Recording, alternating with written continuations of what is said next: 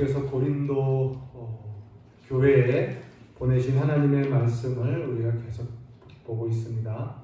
여러분, 고린도가 어디입니까? 오늘날 그리스죠. 그리스. 당시 그리스 시대를 우리가 한번 생각해 보죠. 여러분, 그리스 사회는 어떤 사회였습니까? 다신교 사회였어요. 여러분, 우리가 잘 알다시피 그리스 신화, 그리스 신화의 탄생지 아니에요? 근데 이 그리스 고린도는 다신 사회입니다. 그래서 다양한 종교가 신들이 있었죠. 그러면서 또 특이하게 인간의 철학이 또 발달됐어요. 그러니까 참 종교와 철학이 참 융화된 그런 아주 독특한 그런 사회였습니다. 그래서 이 고린도 사회는요, 이 다양한 신들로 인해서 이 신들에 대한 제사가 많이 있었어요. 그 제사가 하나의 축제죠. 그리스 사회에서는 제사가 축제였습니다. 카니발이죠, 카니발. 그래서 그 당시에 신을 그리스에 있는 그 다른 신들을 섬긴다라는 것은 단순한 종교적 일상생활에서 떨어져 종교적인 활동으로만 여겨지는 그런 종교 사상이 아니라 그들의 신들은 인간의 사회 생활과 매우 밀접하게 들어와 있는 신들이에요. 여러분, 우리 사도행전에도 사도 바울이 그리스 고린도를 지나가면서 이름도 알 수 없는, 아덴에 가서는 이름도 알 수 없는 신을 볼 정도로 신들이 많았던 지역이죠. 어떤 신들이 있었냐면 자연에 있는 모든 것들이 다 신이었어요. 해, 달, 불, 바다, 땅, 바람, 모든 것들이 신으로 섬기고, 이뿐만 아니라 인간이 추구하는 가치들, 예를 들면 자유라든지 사랑이라든지 우정, 아름다움, 이런 것들도 다 신이에요.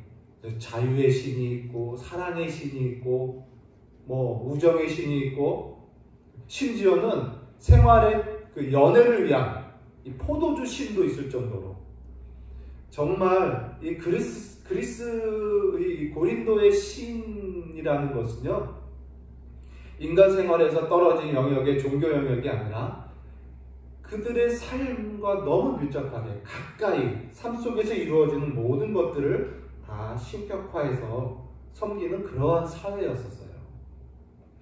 그러니까 그리스 문화나 사상 또 생활 가치관 속에 이 신화가 다 들어있는 겁니다. 그런데 이러한 고린도 사회에 복음이 들어가고 교회가 세워지죠. 복음은 무엇을 우리에게 증거합니까? 하나님은 신은 한 분이시다. 유일신을 가르쳐요. 그리스도 예수의 복음 안에는 유일신 하나님만 참 신이요, 그가 우리를 구원하기 위해 독생자를 보내셨고 그를 믿는 자에게 제3위 성령을 받는다. 오직 삼위일체 하나님만 유일한 신이요, 다른 것들은 다 거짓이고 가짜고 허탄한 것이며 우상에 불과하다 라는 것이 기독교의 복음이잖아요. 그러니까 그런 다신사회에 물들어 있던 사람들이 예수 그리스도의 복음을 믿고 유일신 신관으로 바뀌는 겁니다. 그러면서 유일신 사상을 가지고 고린도 사회에서 생활하는 그리스도인들을 여러분, 우리가 한번 생각해 보세요. 밖에 나가면, 또 집에 들어가면 항상 경험하는 것이 뭐예요? 신들의 이야기, 신들로 인한 문화예요. 신들로 인한 생활이에요. 그러한 생활 속에서 유일신 하나님만 믿는 신앙을 갖고 그 가치관과 세계관으로 살아간다는 것을 생각해 볼 때 참 고린도 성도들 정말 힘겹게, 정말 깨어서 진지하게 살아갔던 성도들이 아닐까 생각을 하게 돼요. 그 유일신관을 가지고 그 다신교 사상이 찌들어 있는 자기 민족 사회를 보면서 정말 그들은 높은 지혜를 가지고 높은 세계관을 가지고 살아가면서 전도하고 유일신 사상을 가르치고 하면서 삶 속에서 그 삶을, 그런 신앙을 실천하는 삶을 살았을 거예요. 그런 내용 가운데 하나가 뭐였냐면 오늘의 이 문제가 드러나요. 뭐냐면 아까 말씀드렸다시피 고린도 사회는요, 워낙 많은 신들이 있고 그 신들에 대한 제사가 있다 보니 축제가 많았어요. 그리고 거기서 드려지는 제물들이 워낙 많으니까 그 제물들은 시장에 유통이 되기도 해요. 또 워낙 사람들이 삶 속에서 모든 삶 속에 신이 있으니까 그들은 뭐 고기를 하나 잡더라도 고기의 일부분을 제물로 드리고 나머지를 자신들이 먹는, 또는 그것이 내다 파는 이런 일들이 벌어지는 거예요. 그래서 유일신상을 가진 신자들 가운데 저 우상에 드려진 제물들, 저 거짓 신들에게 드려진 제물들을 먹기 싫은 거예요. 그래서 그것을 최대한 피하면서 걸러내면서 아주 신중하게 생활하려고 하는 성도들이 많이 있었을 거예요. 왜 그럴까요? 그동안 하나님을 알기 전에는, 여호와 하나님을 알기 전에는 그동안 저 거짓 신들에 속아서 살았던 자신의 생활 문화가 혐오스럽고, 그래서 그런 생활이나 그런 가치들에 대한 경계심이 그 신자들에게 다 생겼을 거예요. 그래서 이렇게 예민하며 살았을 겁니다. 그런데 또 성도들 가운데 몇몇 사람들은 그렇게 살다가 힘이 들었는지는 모르겠지만 그러진 않았을 거예요. 그들은 반대로 이 우상들은 아무것도 아니다. 그래서 저 우상들에게 드려진 제물도 신성한 것은 아니다.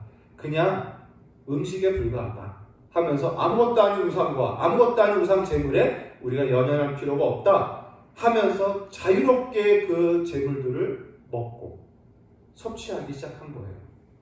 그러다 보니까 그 이교신들의 축제, 문화와 같은 길거리에 나가면 여기저기서 일어나는 그런 축제에 자연스럽게 참관하고 거기서 음식들을 그 자리에서 앉아서 웃으면서 먹고, 마음으로는 경배하지 않지만 그러한 생활들을 자유롭게 했던 거예요. 여러분, 그러다 보니까 무슨 문제가 생기냐면 바로 이 두 부류 사이에 자유롭게 음식을 먹으며 살았던 그런 신자들과 여전히 경계심과 혐오감을 갖고 절제하며 사는 그런 부류의 사람들과 사이에 긴장이 고조되는 거예요. 그러면서 점점 갈등이 생깁니다. 이 문제가 사도 바울 귀에 들리는 거죠. 사도 바울이 거기에 대한 해결책으로 오늘 말씀을 쓰는 것입니다. 여러분, 이러한 긴장이 고조되고 갈등이 점점 생기면 두 부류들의 사람들의 마음이 어떻게 될까요?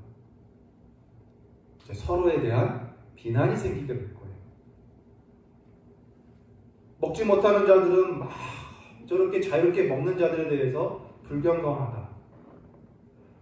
정말 믿음이 있는 자들이냐, 하나님을 향한 사랑이 있는 자들이냐라는 비판이 있을 것이고, 자유롭게 음식을 먹는 자들은 먹지 못하는 자들을 향해서 우상은 아무것도 아니고, 그래서 우상의 제물도 아무것도 아니라는 그 단순한 지식조차 따르지 않는 지식 없는 자들, 다시 말하면 무식한 자들, 믿음이 없는 자들이라는 생각의 판단들로 서로를 업신여기고 갈등과 분열이 생겨나가는, 은연중에 그런 모습들이 퍼져나가는 문제가 생겼을 거예요. 이 문제에 대해서 바울이 간과하지 않은 것입니다. 여러분, 오늘 이 갈등의 요인 가운데 바울이 지적하는 것이 뭐냐? 못 먹는 사람들보다는 마음껏 먹는 사람들에 대해서 글을 쓰고 있어요. 너희들은 무엇이든지 먹을 수 있는 자유가 있고 그 자유에 대한 지식이 있는 걸 안다 라고 말을 해요. 그러나 그 지식이 다 유익한 것은 아니다. 그 자유가 다 유익한 것은 아니다 라고 얘기해요. 우리가 몇 주 전에 모든 것이 다 가하나 다 유익한 것이 아니요 라는 이 기독교적인 자유에 대한 교훈을 우리가 지금 계속 들으면서 동일한 선상에서 말씀하고 있는 겁니다. 여러분, 다시 말씀드립니다. 이들이 갖고 있는 지식이 뭡니까? 우상은 아무것도 아니다라는 거예요. 우상의 재물도 아무것도 아니라는 거예요. 여러분, 진실로 이 세상에 인류 역사 속에 존재한 모든 우상들은 아무것도 아닙니다. 시편에 보면 그래 돌과 금속에 불과하고 입도 없고 귀도 없고 말하지도 못하는, 느끼지도 못하는 우상덩어리에 불과한 거예요. 어떠한 능력도 없는 거예요. 그래서 오늘 4절에 뭐라고 말합니까? 그러므로 우상의 재물을 먹는 일에 대하여는 우리가 우상은 세상에 아무것도 아니며 오직 하나님은 한 분밖에 없는 줄 아노라. 이 지식이 우리에게 다 있어요. 이것이 중요한 겁니다. 그래서 5절도 보니까 비록 하늘에나 땅에나 신이라 불리는 자가 있어 많은 신과 많은 주가 있으나 우리에게 한 하나님 곧 아버지가 계시니. 여러분, 이 지식은 우리 모든 그리스도인에게 있는 겁니다. 매우 중요해요. 그러나 아까 그런 문화와 그런 생활에 대한 혐오감과 경계심을 가진 자들도 사실 하나님만 참 신이요, 하나님밖에 신이 없다라는 걸 알고 있어요. 믿고 있어요. 그럼에도 불구하고 그들은 그 경계심에 의해서 살아가고 있습니다. 오늘 성경은 그들에게 뭐라고 지칭하냐면 믿음이 연약한 자들이다, 이렇게 이야기를 하고 있습니다. 믿음이 연약한 자들. 자, 여러분, 먼저 우리를 한번 볼까요? 여러분은 어떻습니까? 여러분도 이 지식이 분명히 있으십니까?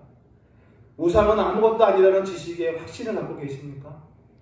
그래서 우상의 재물도 아무것도 아니라는 확신이 있으십니까? 이 세상에 하늘과 땅에 온갖 자신이 신이라고 말하는 자들이 있고 자신들을 섬기게 하는 그런 온갖 종교들이 있는데 그것은 다 헛되고 하나님만 참 하나님이라는 것, 참신이라는 것을 여러분 믿고 따르고 있습니까?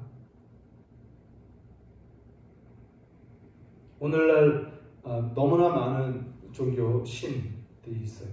많은 신들이 있어요. 특별히 신에 대하면 이제 무신론과 유신론으로 크게 나눠지죠. 유신론, 신이 있다라고 믿는 사람들 속에 그들의 신관에는요, 또 크게 나누면 범신론이 있고 이신론이라는 게 있어요. 여러분, 이게 중요합니다. 범신론은 뭐냐면 신이 한마디로 이 자연 만물에 신이 내재해 있는 거예요. 자연 만물 속에 신들이 내재해 있는 거, 신성이 다 깃들여 있어요. 깃들다기보단 그 자연들이 그래서 신이 되는 거예요, 한마디로. 이게 범신론이에요. 그래서 이 신화에도 나오지만 그리스 신화뿐만 아니라 저 미개의 소수족에도 토템이라든지 이런 자연들을 섬기고 동물들을 섬기고 이러는 거예요. 이런 신들이 있는 거예요. 그러면서 또 무슨 정령신, 어디에 깃들어 있는 나무에 집 부뚜막에 이런 거에 깃들어 있는 이런 정령신관도 있어요. 무속에 관련되고 샤머니즘에 관련되고 이게 다 범신론에 관련돼 있어요. 그러면서 이 신론은 뭐냐? 신은 있는데 자연과 인간 세계에 내재해 있는 게 아니라 반대로 자연과 이 우주 만물에서 멀리 떨어져 있는 신. 이게 이신론이에요. 일반 철학이 인정하는 신들이 보통 이래요. 그래서 신에 대해서 깊이 알 수가 없어요. 신은 있다고는 믿지만 신에 대해서 불가지론을 주장하는 거예요. 이런 신관들이에요. 근데 이런 것들이요, 그리스 신화에도 나오고 다 어느 민족이나 이런 신관들이 다 이렇게 섞여서 자기들만의 다 종교와 신을 믿고 있습니다. 그런데 오늘 성경에 말하는 우리 여호와 하나님, 우리 기독교의 신관은 어떻습니까? 우리 하나님은 유일신이고요. 하나님은 한 분뿐이고 범신론도 이신론도 아니에요. 우리 하나님은 이 자연 만물과 모든 인간과 구별됩니다. 자연 속에 하나님이 깃들어 있지 않아요. 자연은 하나님 만든 피조물에 불과해요.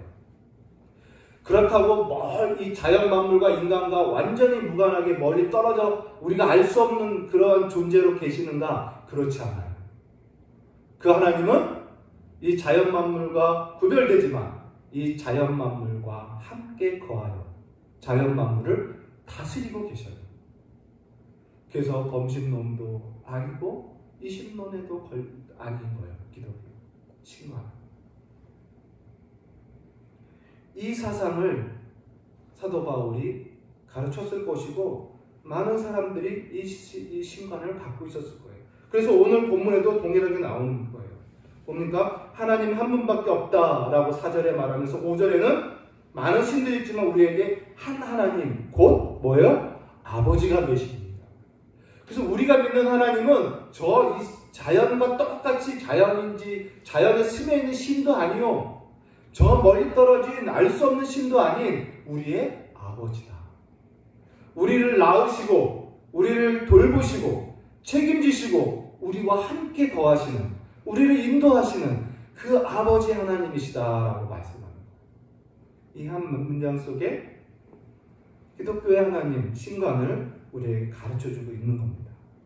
그러면서 6절에 만물이 그에게서 났고, 만물을 하나님이 창조하셨다라는 거예요. 우리도 그를 위하여 있고 우리 인간도 그를 위하여 있는 존재예요. 또한 한 주 예수 그리스도께서 계시니 만물이 그로 말미암고 우리도 그로 말미암느니라. 하나님께서 우리를 창조하시고 만물을 창조하실 때에 그리스도와 함께 창조하신 거예요. 그리스도로 말미암아 창조하신 거예요.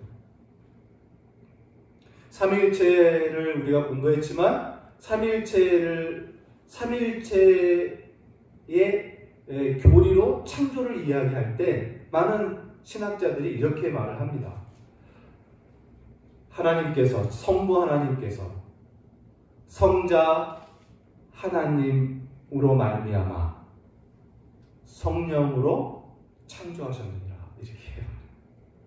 그러니까 창조를 성부, 성자, 성령 하나님이 함께 하신 거죠. 오늘 성경에 그래서 하나님만 창조이고 하나님은 창조주시고 창조한 우리를 다스리시고 주관하시는 전능하신 섭리의 하나님이시다. 이것을 말하는 거예요. 그래서 다 인류 역사 속에 태초부터 있었다라고 하는 인류 역사 속에 있던 수많은 신들과 우상들과 종교는 전부 가짜예요. 거짓이다라는 이야기를 하고 있는 거죠. 그러니 그러한 우상들에 대해서 두려워하지 말고 또 그 재물들에 대해서도 두려워하지 말라. 이 이야기가 우리가 가질 수 있는 지식입니다. 여러분, 저와 여러분도 이 분명한 기독교의 이 지식을 여러분 가지시고요. 이 세상에 존재하는 신들에 대해서 두려움을 갖지 마십시오. 두려움을 갖지 마세요. 아무것도 아닙니다. 제가 방금 말씀드린 두려움이라는 것은 다른 말로 하면 경외심이고 그것들에 대한 막연한 경배심을 말합니다. 오늘날 사회가 이 고린도 그리스 사회랑 비슷한 것 같아요. 오늘날 종교 다원주의가 라는 이 사상이 이제 심지어 교회 안에까지 들어와 있어요. 종교 다원주의. 여기 그리스에도 그 수많은 신들이 있는데도 다툼이 없어요. 신들끼리. 그 수많은 신들을 섬기는 사람 중에 그러니까 다 섬기는 거죠. 화합합니다. 오늘날 종교 다원주의 사상이 뭐냐? 종교들 간의 갈등을 갖지 말고 종교들을 화합하자는 거예요. 다 인정하자라는 거예요. 기독교 하나님도 인정하고 불교의 부처도 인정하고 원불교의 어떤 신도 인정하고 뭐 공자도 인정하고 이슬람의 마호멧도 인정하고 다 인정하자라는 거예요. 싸우지 말자라는 거죠. 그것이 인간을 더 풍요롭게 할 거다라는 사상입니다. 여러분, 이것이 맞습니까? 결코 그렇지 않죠. 그래서 심지어는 그리스도인 지식인들조차 어떻게 얘기하냐면 기독교는 화합의 종교다. 그러니까 갈등을 일으키지 말자.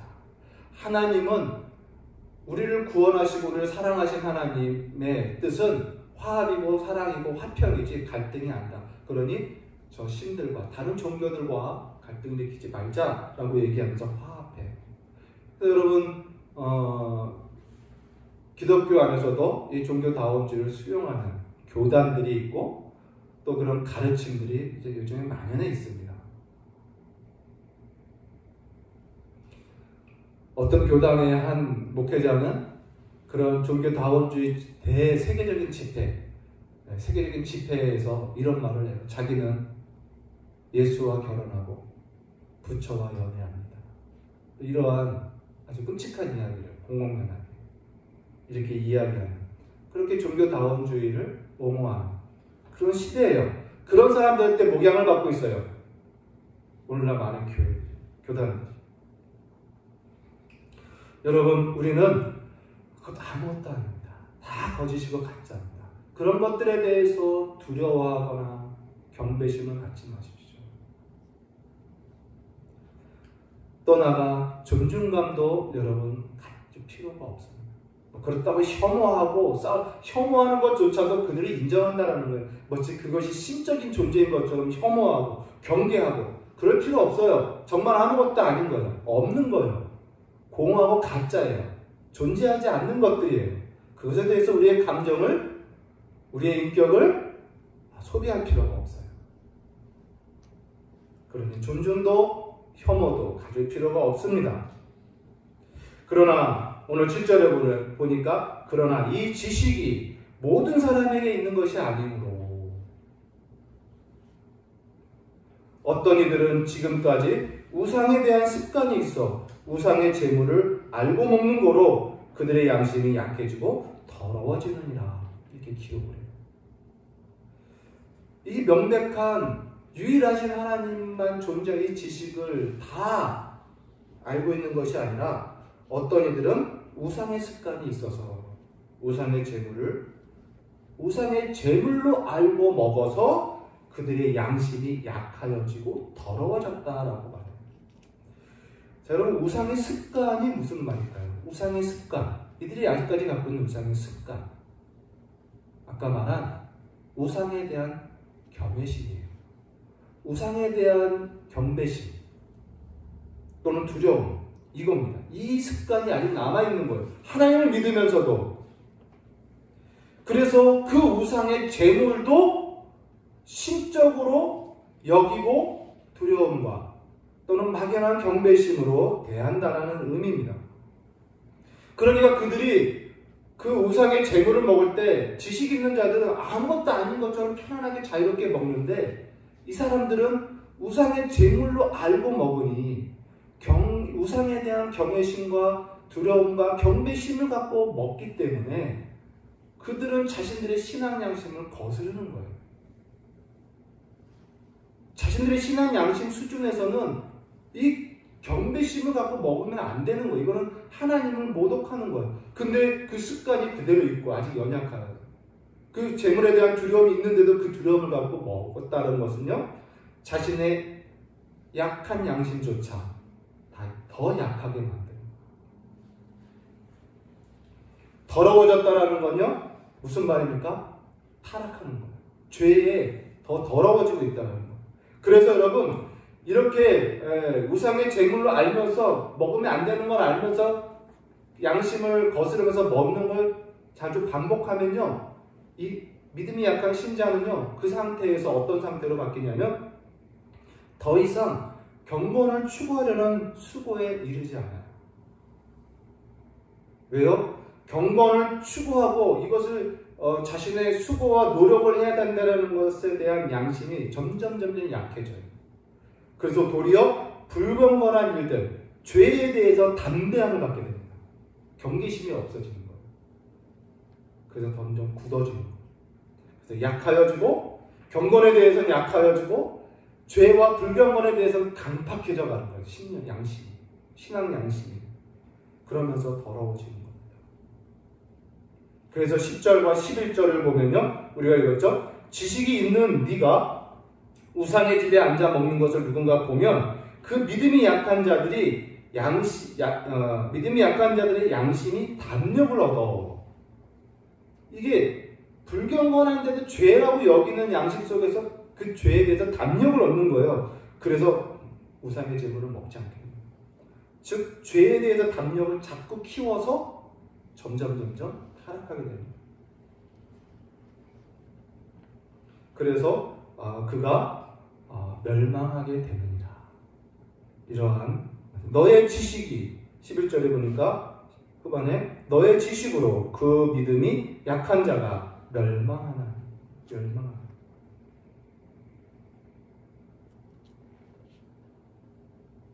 여기서 말하는 멸망은 지옥을 간다 이런 게 아니라 그가 그의 신앙과 그의 인격과 신앙 정서와 기독교적인 모든 가치관이 파괴된다. 이런 파괴된다는 뜻이에요. 얼마나 위험하고 얼마나 안타까운 일입니까? 그러한 일들이 벌어진다는 거죠. 그래서 오늘 이제 사도 바울이 1절에 그래서 이렇게 말하는 거예요. 우상에 대한 지식이 너희에게는 있지만 누구나 다 있는 것이 아니다. 누구나 다 있는 것이 아니다.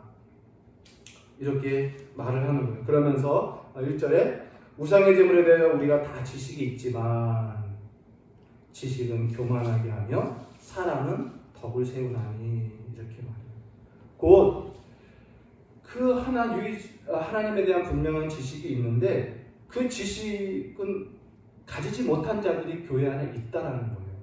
이제 그것이 중요한 거예요. 그게 문제인 거예요. 그런 상황 속에서 나는 이 지식을 가진 자로서 어떻게 행동해야 되는지를 말하고 있는 겁니다. 지식은 교만하게 하며 라고 해요. 교만하게 하며. 여러분 여기서 사도 바울이 지식은 교만하게 하며라고 할 때 지식 자체를 비난하는 건 아니에요.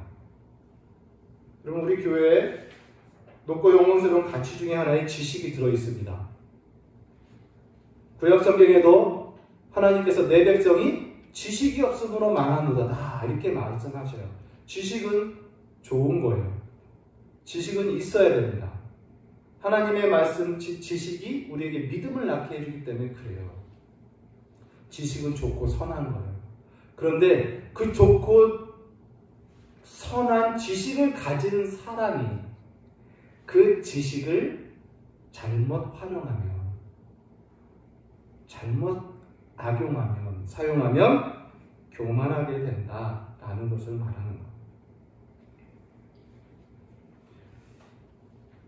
여러분, 이 교만이요. 여기서 지식은 교만하게 하며라고 되어 있지만 실상 이 교만이라는 에로건스라는 단어를 쓴 건 아니에요. 우리는 교만이라고 번역되어 있지만 원어로는 그 교만을 말하지는 않아요. 원어로는 뭘 말하냐면 터트린다, 무너뜨린다, 폭발해서 무너뜨리는 이런 단어가 있어요. 그러니까 지식은 어떻게 해요? 터트려서 무너뜨리는 역할을 한다는 거예요. 그러나 사랑은 오히려 세운다. 이렇게 대조적으로 이야기를 하고 있습니다. 여러분 우리가 교만은 어때요? 교만은 패망의 선봉이라 해요. 그 교만은 무너짐의 앞자리입니다. 패망의 선봉이요 무너짐의 앞자리. 그러니까 교만의 결과는 무너지는 거예요. 교만은 그리고 교만하여 다툼과 회방을 일으키느니라 라고 신약성경에 기록이 되어 있어요. 그러니까 이 지식이 지금 그 교만이 하는 것들을 똑같이 하고 있다는 거예요. 그래서 지식을 잘못 사용하면 한 사람을 무너뜨려요. 또는 공동체를 붕괴시켜요. 그 이야기를 하고 있어요. 지식은 좋은데 선하고 아름다운 건데 그 지식 가진 자가 그 지식을 잘못 사용하면 사람을, 공동체를 무너뜨려요. 붕괴시킵니다. 여러분 예를 들면 이런 거예요. 옳은 소리를 잘하는 사람을 우리가 종종 만나요. 옳은 소리를 잘해요. 그 사람은 분명한 명백한 지식으로 지적하고 또 따지고 비판하고 더 나아가 정죄도 합니다. 분명한 지식으로 해요. 그러나 그러한 지적, 비판, 정죄가 실상 사람을 또는 공동체를 변화시키지 못해요.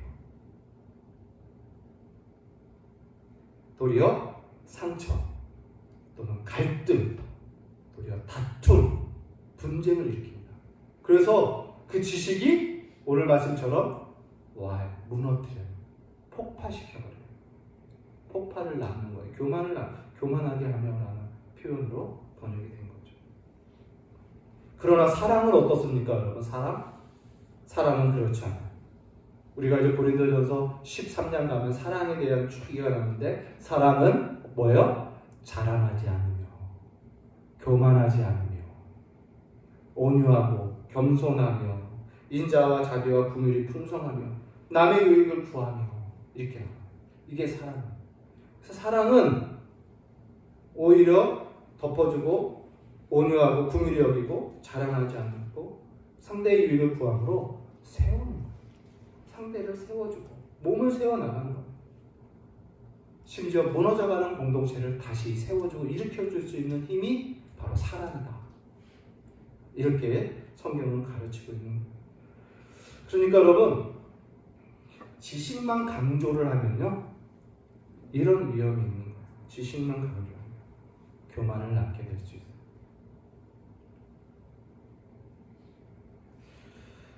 사랑이 없는 지식은 위험한 거예요. 사랑이 없는 지식은 교만을 낳고 그 교만으로 무너짐이 발생하는 것입니다. 그런데 여러분, 이 설교를 그렇게 묵상하면서 놀라운 사실을 하나 발견했어요. 뭐냐면, 여러분, 이 세상은요, 또 일반적으로 사람들은요, 지식 있는 사람을 좋아합니다. 지식 있는 사람.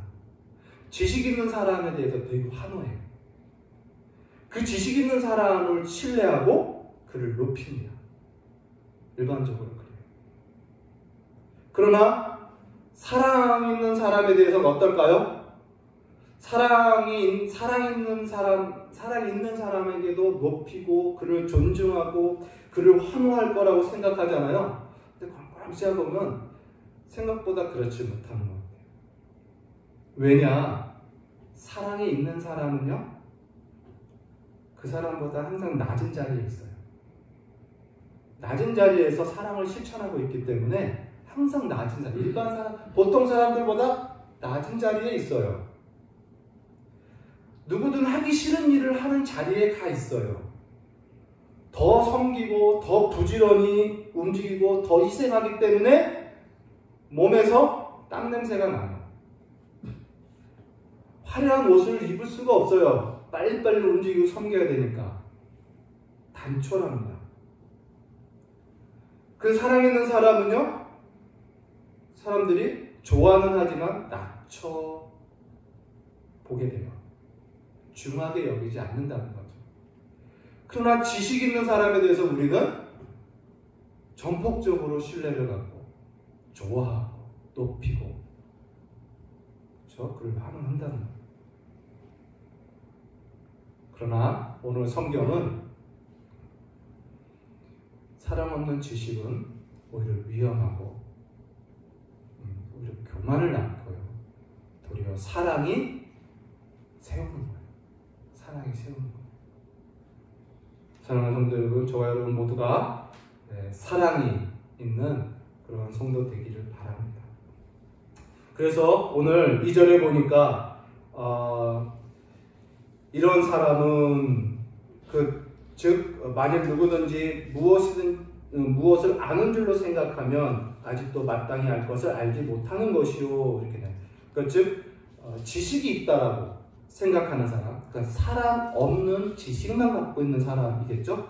그 사람은 무엇을 아는 줄로 생각하고 있지만 실상 마땅히 알아야 할 것은 모르고 있다라는 거죠. 여러분, 마땅히 알아야 할 지식이 무엇일까요? 그러면 모든 그리스도인들이 마땅히 알아야 할 지식, 다른 말로 말하면 참된 지식이죠. 참된 지식은 하나님을 아는 지식 외에는 없어요. 하나님을 아는 지식만이 인류 가운데 참 지식이라는 단어를 유일하게 붙일 수 있습니다. 하나님을 아는 지식이에요. 그러면 하나님은 어떤 분이실까요? 하나님을 참되게 아는 지식은 어떤 지식일까요? 여러분, 우리가 잘 알고 있는 말씀이에요. 요한일서 4장에 보면 사랑하는 자들아 우리가 서로 사랑하자. 사랑은 하나님께 속한 것이니 사랑하는 자마다 하나님으로부터 나서 하나님을 알고 사랑하지 아니하는 자는 하나님을 알지 못하나니 이는 하나님은 사랑이십니다. 곧 하나님이 사랑이에요. 하나님이 우리를 사랑하시는 사랑을 우리가 알고 믿었노니 하나님은 사랑이시다.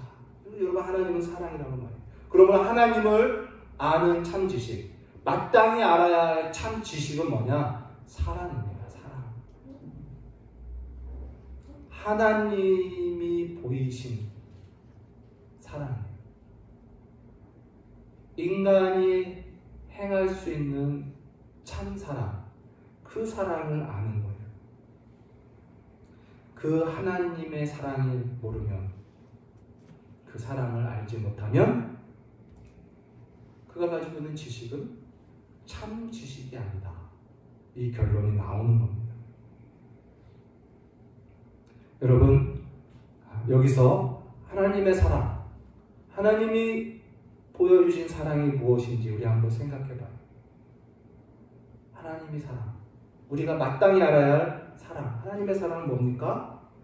동일하게 요한일서에 나오죠. 9절에 보니까 4장 9절에 보면 하나님의 사랑이 우리에게 이렇게 나타난 바 되었으니 하나님이 자기 독생자를 세상에 보내심으로 그로 말미암아 우리를 살리려 하시리라.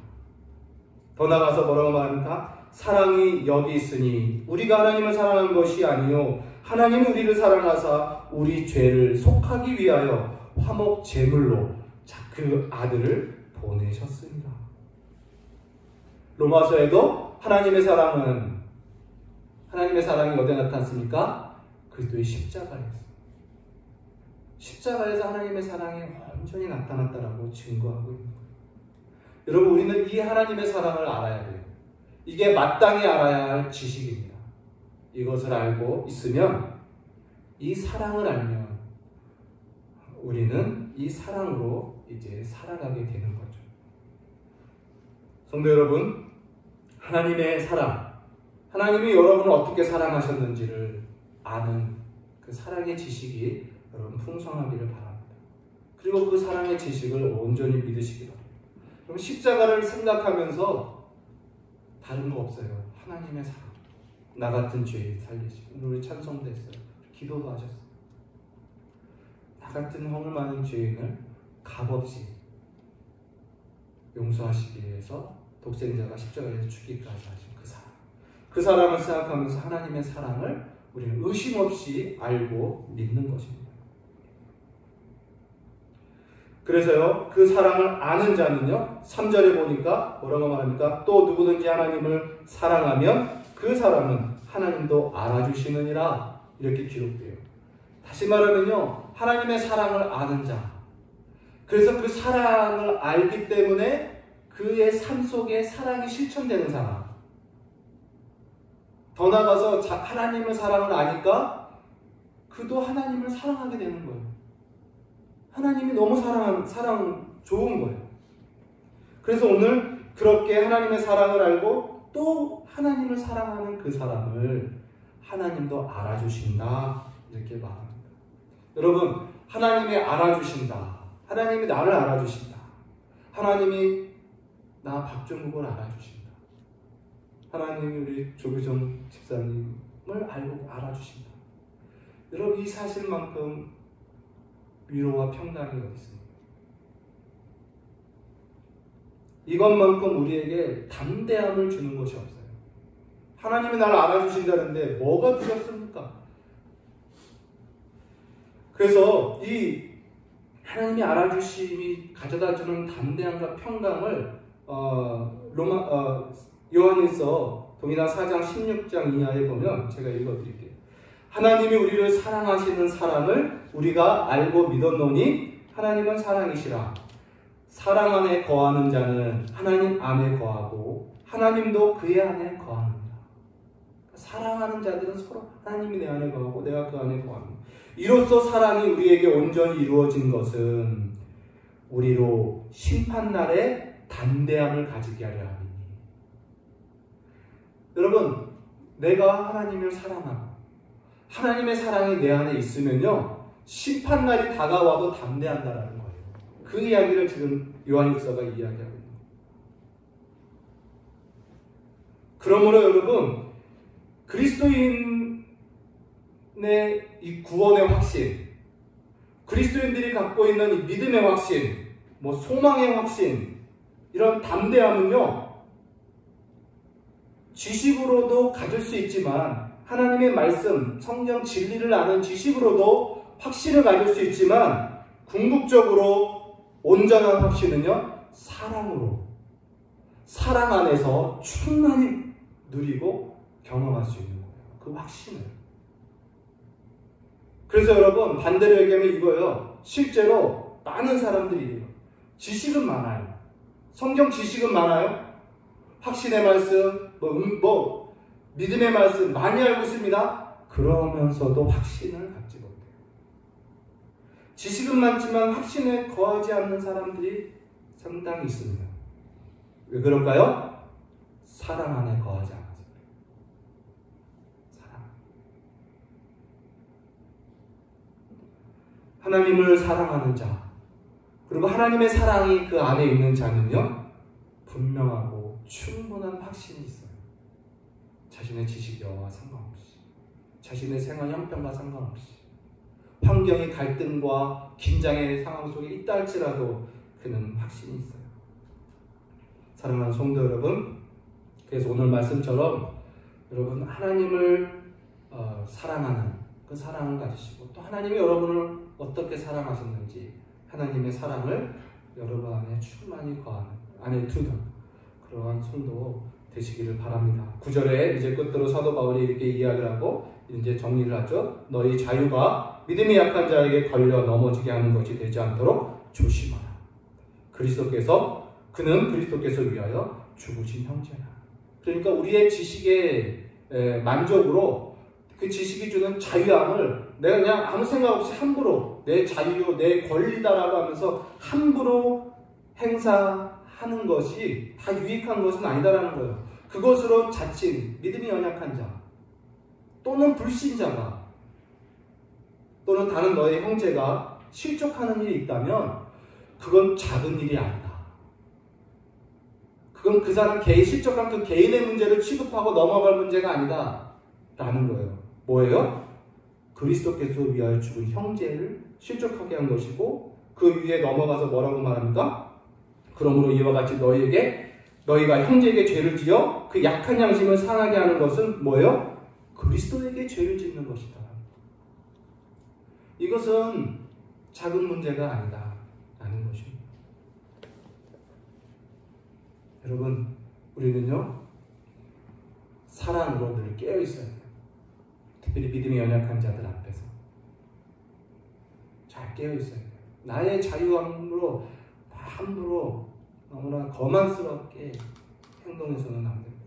심지어는 불신자 앞에서. 제가 오늘 며칠 전에 요 앞을 저녁에 캄캄한 밤이었어요.